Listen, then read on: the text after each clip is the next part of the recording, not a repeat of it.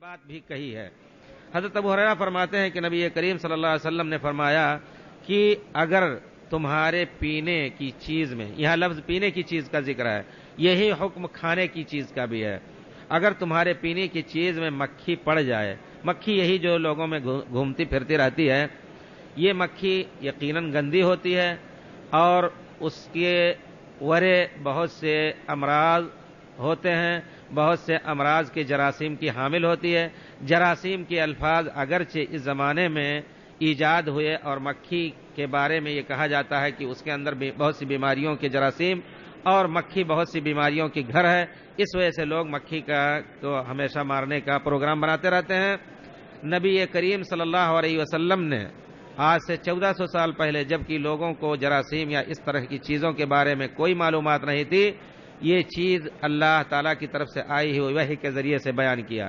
یہ حدیث نبی کریم صلی اللہ علیہ وسلم کی نبوت اور آپ کی بعثت اور آپ کی صداقت کی سب سے بڑی دلیل ہے۔ یہاں تک کہ بعض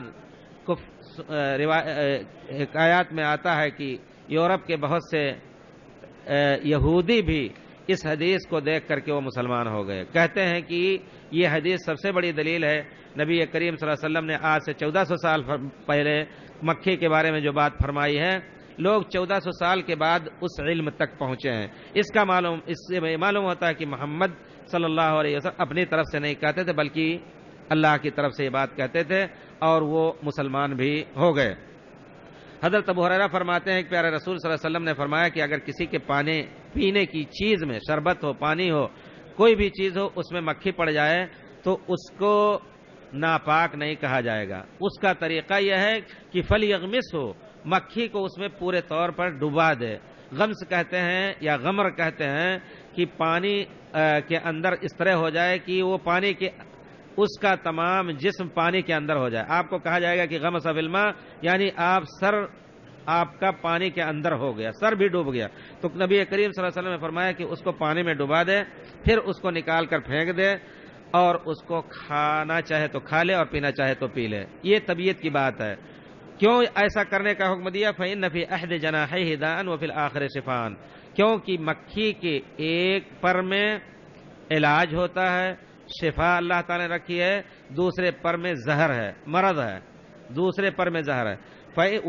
اور دوسری روایت میں آیا ہے وَإِنَّهُ يَتَّقِي بِجَنَاحِهِ الَّذِي فِيهِ دَاءٌ، دیکھیے اللہ تعالیٰ اس مکھی کو بھی اپنے بچاؤ کی تدبیر بتائی ہے۔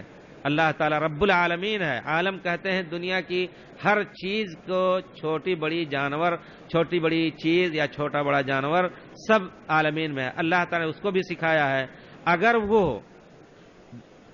شفا کے پر کو پانی میں ڈبو دے، شفا اس سے جاتا رہے گا، وہ زہر اس کو مار ڈالے گا۔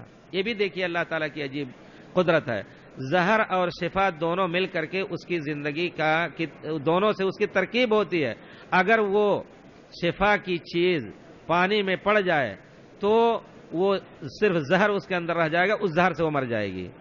اس وجہ سے النبی کریم صلی اللہ علیہ وسلم نے فرمایا انہ یتقی بجناحہ الذی فیہ داء، پانی میں پڑتے ہی وہ اس پر کو آگے کرتی ہے جس پر میں مرض ہوتا ہے، لیکن شفا والے پر کو بچائے رکھتی ہے، کیونکہ اس کو اپنی جان بھی عزیز ہے۔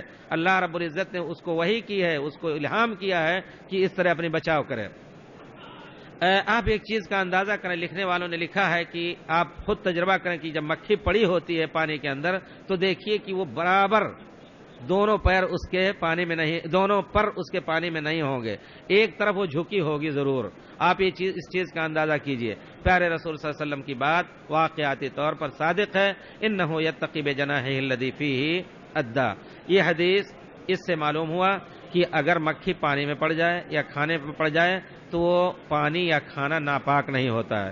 اس کے کھانے کے اندر جو چیز سائل نہیں ہے اس کے بارے میں یہ حکم نہیں آیا ہے کہ اس میں دبا دے یا ڈبو دے، لیکن پانی میں چونکہ ایک مرض کا ایک پر اس کا پانی میں پڑ چکا ہوتا ہے، اس وجہ سے اس مرض کے دفعیہ کے لیے اس کا علاج دوسرے پر میں ہے، اس کو ڈبونا ضروری ہو گیا۔ لیکن پانی پہ چونکہ پیر کے ذریعے سے ہوتا ہے کھانے پر، پھر بھی اگر آدمی چاہے تو اس کو اوپر سے نکال دے، اگر نہ نکالے تو وہ مرض اللہ کے فضل سے اگرچہ خطرہ ہوتا ہے لیکن اتنا مہلک نہیں ہوتا ہے جتنا پر کے اندر ہوا کرتا ہے۔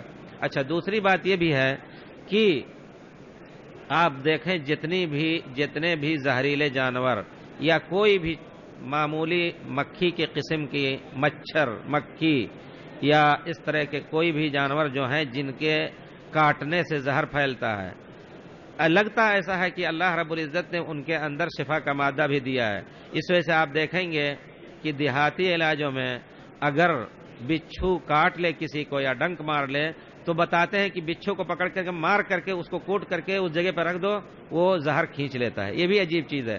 مچھر کو آپ اگر اسی جگہ پہ مار دیں گے جہاں کہ اس نے سونڈ چبھویا ہوتا ہے تو اس کا زہر جاتا رہے گا، لیکن اگر وہ اڑ گیا تو وہ جگہ آپ کی سوج جائے گی۔ یہ چیز اندازے کی ہے۔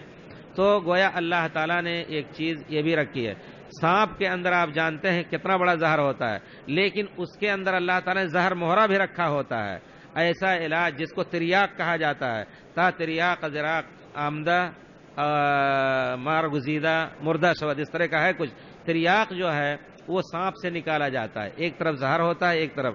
ایسا لگتا ہے کہ اللہ تعالیٰ نے انسان کی مصلحت کے لیے یہ سب چیزیں پیدا کی ہیں۔ مکھی کا بھی یہی قصہ ہے۔